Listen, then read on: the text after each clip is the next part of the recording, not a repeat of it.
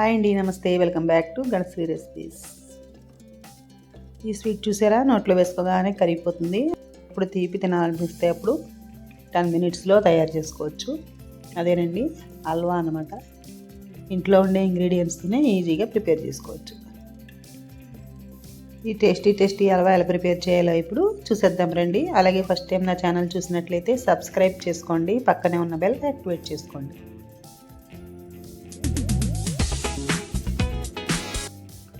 ఈ స్వీట్ తయారు చేయడానికి 1 కప్పు వరకు కార్న్ఫ్లోర్ తీసుకోవాలి. నేనైతే ఇంతకుముందు ఒకసారి కస్టర్డ్ పౌడర్ తోటి స్వీట్ హల్వా ప్రిపేర్ చేశాను. అలాగే ఇది కూడా ఇప్పుడు కార్న్ఫ్లోర్ తోటి హల్వా తయారు చేస్తున్నాను. మనకి ఎప్పుడు ఇంట్లో రెడీగానే ఉంటుంది కాబట్టి అప్పటికప్పుడు స్వీట్ తినాలనిపించినప్పుడు తొందరగా ప్రిపేర్ చేసుకోవచ్చు. ఇప్పుడైతే ఇలా ఇది 1 కప్పు తీసుకోవాలి. నేను బాగా నిండా తీసుకోలేదు, కొద్దిగా తక్కువే తీసుకున్నాను. ఇది ఒక బౌల్లో వేసుకుని ఇంచుమించుగా అన్ని నీళ్ళు వేయాలి. ఇప్పుడు కప్పుతో ఎంత కప్పు వాటర్ పౌడర్ వేసామో అంత వాటర్ వేసి కలుపుకోవాలి. ఉండలు లేకుండా కలిపి పక్కన పెట్టుకోవాలి.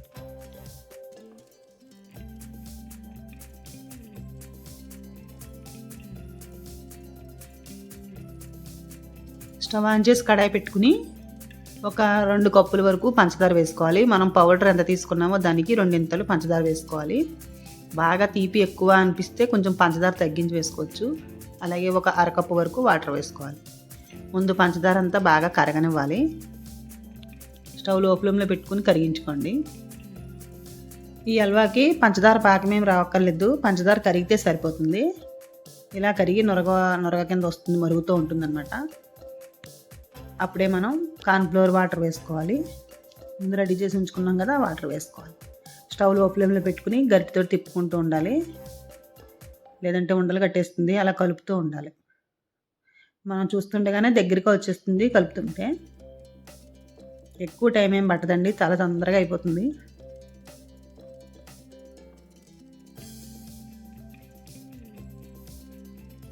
ఇలా కొద్దిగా దగ్గర పడ్డాక 1 స్పూన్ వరకు నెయ్యి వేసుకోవాలి. ఇందులో ఒక 3 స్పూన్ల వరకు నెయ్యి పడుతుంది.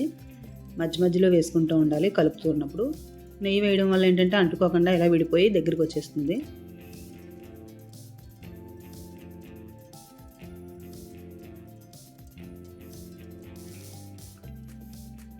ఇప్పుడైతే నేను హల్వా కలర్ఫుల్గా ఉండడానికి ఇందులోకి ఆరెంజ్ ఫుడ్ కలర్ వేస్తున్నాను. ఇది వేయడం వల్ల ఏంటంటే కలర్ బాగుంటుంది. ఇది ఇష్టం లేకపోతే మామూలుగా అలాగే ఉంచేసుకోవచ్చు. ఈ కలర్ వేయడం వల్ల ఏంటంటే మనం బయట తీసుకుంటూ ఉంటాం కదా హల్వా, అలా ఉంటుంది అనమాట చూడడానికి. ఇప్పుడు మళ్ళీ ఇంకొంచెం నెయ్యి వేసుకోవాలి.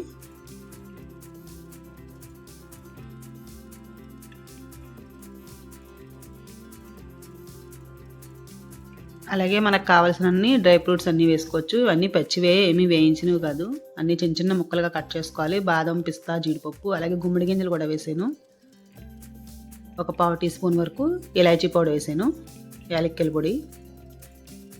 ఇవన్నీ వేసేసి ఒకసారి అంతా కలిపేసుకుని స్టవ్ ఆఫ్ చేసేసుకోవడమే. ఇంకా స్టవ్తో పని లేదు, దగ్గర పడిపోయింది.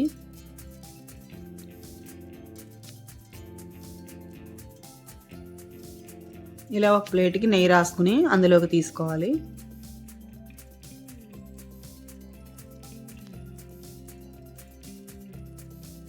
మళ్ళీ కొద్దిగా నెయ్యి వేసుకోవాలి. ఇలా నెయ్యి వేయడం వల్ల మనకి గరిటెతోటి కలపడానికి వీలుగా ఉంటుంది. ఇలా సమానంగా మనం రెడీ చేసుకోవాలి. ఇలా తయారు చేసేసి చల్లారనివ్వాలి.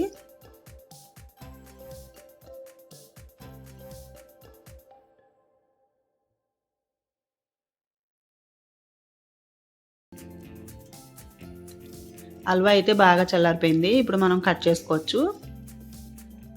మనకు కావాల్సిన షేప్లో కట్ చేసుకోవాలి. చాలా ఈజీగానే ఉంది కదండి, తొందరగా అయిపోతుంది. ఎక్కువ టైం ఏం పట్టదు. ఎప్పుడు స్వీట్ తినాలనిపిస్తే అప్పుడు చిటికలో తయారు చేసుకోవచ్చు. ఎవరైనా గెస్ట్లు అది వచ్చినప్పుడు కూడా ఇలా తయారు చేసి పెట్టచ్చు. చాలా బాగుంటుంది, నోట్లో వేసుకోగానే కరిగిపోతుంది. మరి మీకు ఈ వీడియో నచ్చితే తప్పకుండా లైక్ చేయండి, షేర్ చేయండి, అలాగే సబ్స్క్రైబ్ చేసుకోండి. Thank you for watching.